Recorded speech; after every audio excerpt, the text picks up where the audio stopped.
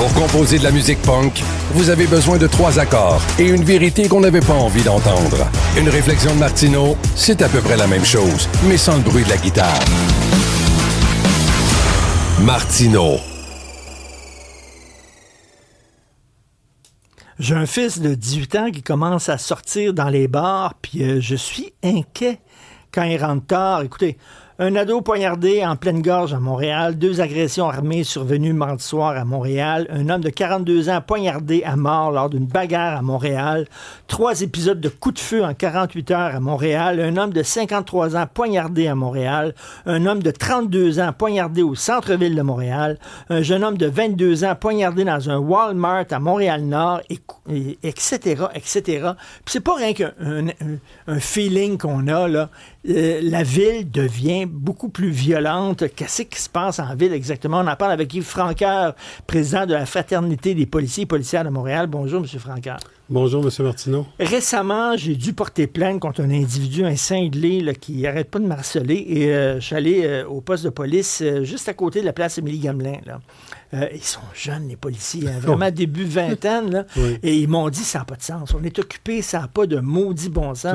On n'a jamais vu ça. Ils disent, ça fait des années qu'on n'a pas vu. Là. À tous les jours, il y a quelque chose qui se passe. Les problématiques de santé mentale n'ont pas été réglées. On parle de la désinstitutionnalisation dans les années 90 et on vit aujourd'hui les résultats sur la rue.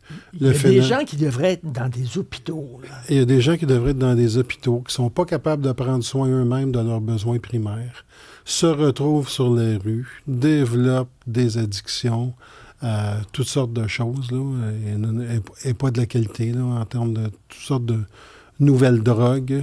Gang problèmes d'alcool. Gang de rue aussi? Gang de rue, c'est un autre phénomène, mais effectivement, c'est de plus en plus... je pense que le sentiment de sécurité des Montréalais, Montréalaises est durement affecté. Ben oui. Parce que Richard a parlé justement des jeunes policiers au poste de police près d'Émilie-Gamelin. On aimerait ça vous entendre quant au 4e policier qui a été suspendu par le SPVM. Est-ce que vous avez des détails sur ce policier-là? Est-ce qu'on dit aussi que c'est un jeune policier qui a été suspendu en lien avec ce qui s'est passé dans Montréal-Nord? Bien, je ne donnerai pas de détails parce qu'il y a une enquête criminelle en cours. Quant au phénomène que c'est très jeune dans les postes de police, je peux vous le confirmer, là, on parle de 1000 embauches de nouveaux policiers au cours des 5 dernières années. Et la majeure partie du temps, quand ils sont embauchés, ils ont entre 22 et 26, 27 ans. Là.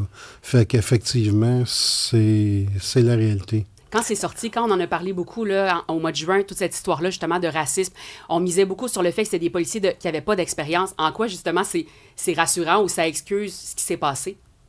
Moi, honnêtement, la seule chose qui me rassure, c'est qu'à chaque fois que j'obtiens des nouvelles informations, ça pointe toujours vers les mêmes individus. On parle de 3-4 individus.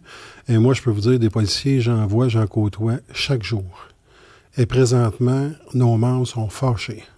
On vient de reculer de 25 ans et nos gens font du très bon travail sur le terrain avec très peu d'outils, très peu de support. On parlait de santé mentale, très peu de support de la part du ministère des Affaires sociales et du ministère de la Santé.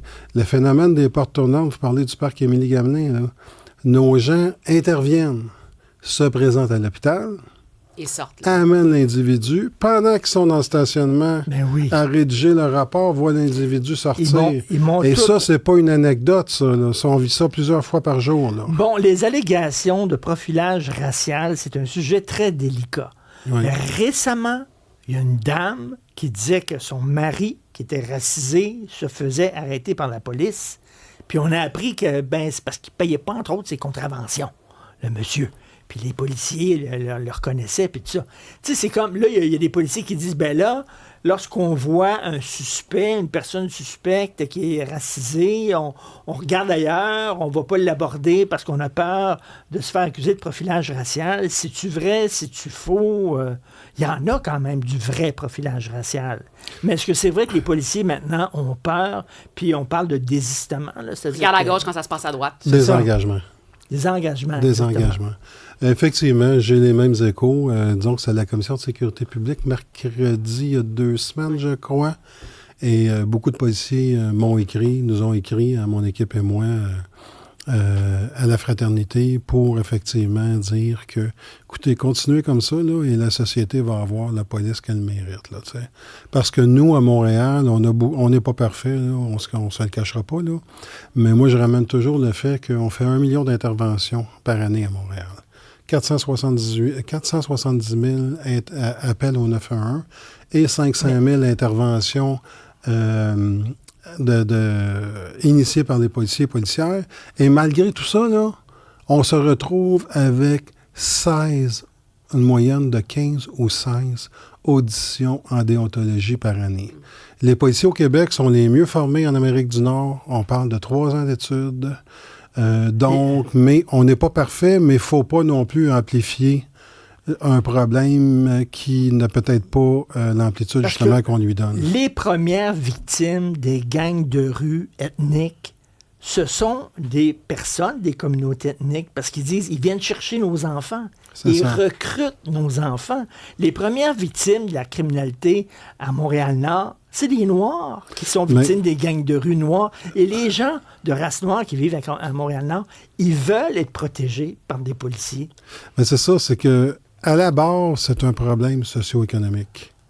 C'est-à-dire qu'on a dans les écoles des jeunes qui, la famille financièrement est désavantagée, n'ont pas de ressources et tout ça. Et ces jeunes-là, dans les écoles, quel modèle ils ont? Ils ont le modèle des gangs de rue qui se promènent en belle bagnole, qui ont des chaînes que même vous et moi n'avons pas les moyens de nous acheter autour du cou. Et donc, se retrouve avec ce modèle-là. C'est pour ça qu'il faut agir. Il faut agir à partir du début. Ça prend des intervenants sociaux dans les écoles. Ça prend des ressources formées dans les écoles. Mais la job de police est plus dure qu'avant. Parce que vous devez aussi être quasiment des psychologues, des travailleurs sociaux, des infirmiers, des policiers, quasiment des fois prendre la place du père, des fois qui est absent. C'est pas évident être policier aujourd'hui. C'est pas évident. Puis les derniers chiffres que l'on a, là, c'est 35 000 appels par année directement reliés à la santé mentale. Et là, je dis directement reliés, là. Là, je parle pas d'une violence conjugale où l'un des deux conjoints n'a pas tout à fait sa tête, là.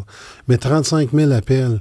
Et on obtient, nous, du gouvernement du Québec, des ressources multidisciplinaires au compte-gouttes. Parce que ce qui fonctionne très bien, les équipes ESUP et compagnie, c'est des équipes multidisciplinaires, c'est-à-dire on parle de travailleurs sociaux, on parle d'infirmiers, infirmières de rue et on parle de policiers.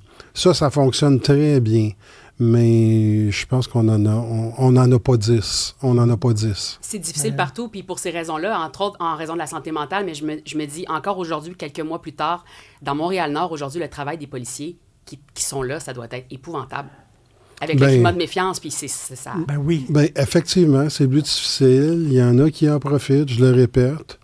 Je côtoie des policiers au quotidien et personne ne souhaitait parce que ce qui est arrivé à Montréal-Nord se répercute partout sur le territoire. Ben oui. Les policiers au centre-ville, quand ils interceptent un individu de couleur, et vous savez, là, aujourd'hui, là, prenez la peine de regarder, là, la plupart des véhicules, tu ne vois pas la couleur du conducteur.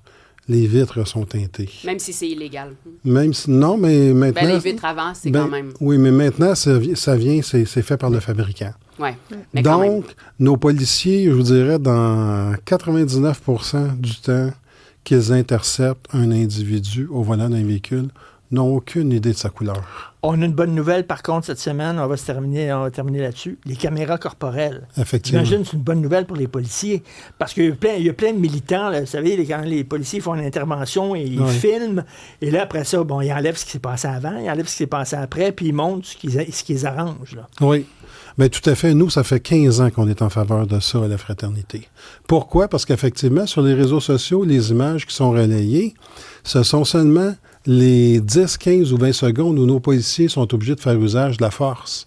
Donc, avec la caméra, ça va permettre aux policiers, et ça doit être utilisé à la cour, de démontrer qu'il y a eu une escalade dans l'emploi de la force, c'est-à-dire que nos policiers ont expliqué, ont demandé la coopération, ont verbalisé, et compte tenu du fait que la personne n'a pas collaboré, ont dû utiliser la force. Mais, je le répète, ça fait 15 ans qu'on le demande, et là, moi, je suis découragé un petit peu d'entendre. C'est tellement compliqué dans notre société québécoise. Il y a tout le temps, il faut commencer par un petit projet la gestion de la preuve. Puis là, on va voir, de faire quelque chose. Études, puis des... Exactement. À Toronto, ça existe depuis 2020. Les paramètres sont tous déterminés. Tu n'utilises pas ça dans une école, tu n'utilises pas ça dans un domicile privé. Toutes les études ont été faites. Là. Tout est fait. Les paramètres sont fixés. Puis moi, je lève mon chapeau à la mairesse. Là. Elle a dit, moi, je les achète, puis les autres suivront. Là. Puis je pense qu'on en est là. Puis l'autre chose qu'elle m'a dite, c'est on réinventera pas la roue, ça existe ailleurs. Fait qu'on va prendre ce qui existe. Et effectivement, je pense qu'il faut fonctionner comme ça. Tu sais, il y a certaines villes canadiennes et beaucoup de villes nord-américaines qui sont rendues avec des drones pour la réponse aux appels. Des drones qui sont postés dans différents endroits géographiques de la ville et qui permettent, lorsqu'il y a un appel d'urgence, de les dépêcher beaucoup plus rapidement et de façon beaucoup moins dangereuse qu'une autopatrouille dans un centre-ville. Et ils sont rendus là, et nous autres, on se questionne, là, puis il y a des gens qui veulent mettre les bâtons dans les roues là, pour les caméras corporelles. Là, fait que... Il était temps que ça bouge un peu. Il était temps, effectivement. Merci, M. Yves Franqueur, président de la Fraternité des policiers et policières de Montréal. Ça me fait plaisir. Merci.